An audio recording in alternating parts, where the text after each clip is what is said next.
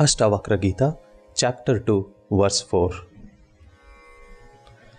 As waves, foam, and bubbles are not different from the water, even so, the universe appearing from the self is not different from it. Similar to how waves, foam, and bubbles are not different from water, we can understand that the manifestation of the world is not different from the self. Let's see in depth the meaning of this verse. If we see from the eyes of ego, then there is always separation, limitation, and differentiation. And if you are seeing being the self, then there is freedom, oneness, and bliss. And when I say seeing, it's not just physical seeing. It's observing, experiencing, feeling, all of it. I have a choice to see from the point of ego or by being this ultimate self. This choice no one can take away from us. This seeing no one can take away.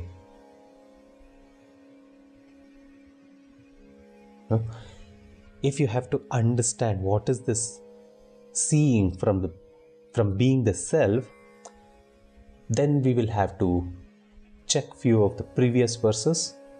In case you would like to listen to the previous verses, I have added the playlist link in the description, which consists of all the verses. You can check that out. The one who is aware of the self will see the waves, foam, and bubbles as one. For the person who is aware, these are not different from the ocean.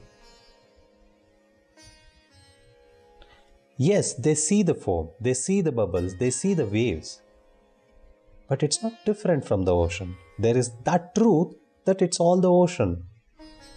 It's all one. There is joy within, which will always see everything from this point of completeness. In the similar way, for the one who is aware, this world is not different from the self. By this example, we need to relate to how we see things in this world. How are we separating and limiting? And how inquiry helps us to see this illusion of separation.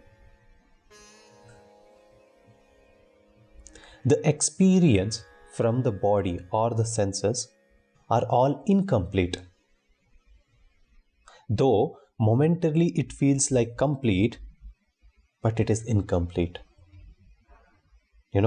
If it is complete, then there is no desire, there is no further desire. If it is complete, it's complete, done.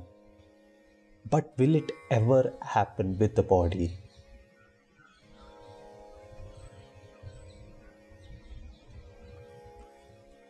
Any image that is seen from the self is always complete.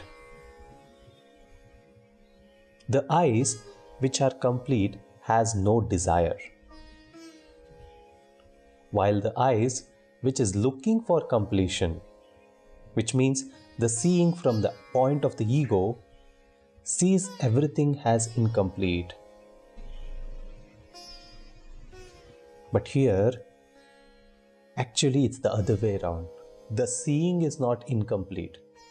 The point from where it is coming, the point from where it is seeing itself is incomplete. That is the reason outside also looks incomplete. That is the reason there is craving for completion. So, for example, say there is a beautiful art of a human. But just that human being doesn't have one eye. The mind will keep saying that if there is one more eye, then it would have been more beautiful. But say there is perfect eyes, then further the mind will think something else is missing. That's how it works. Like once you go closer and closer and closer, it always sees things missing. And it goes on and it never ends. But if you see in depth, the painting is already beautiful and nothing is missing. It's just the idea of the ego that is making things incomplete. Or we can say the incompleteness of ego is making us see the incompleteness outside. This is just an example.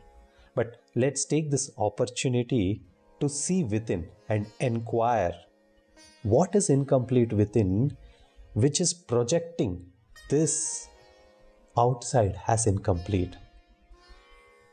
What is missing within? The observer has an incomplete eye, and that's why there is no completion outside. There is no completion in the seeing. See if you are seeing the difference or separation. If you are incomplete, then you will be seeing incompletion. If you are complete within, then everything is complete. The world is not incomplete. It's our eyes that's creating the incompletion. If you are complete, then the world will simplify for completion.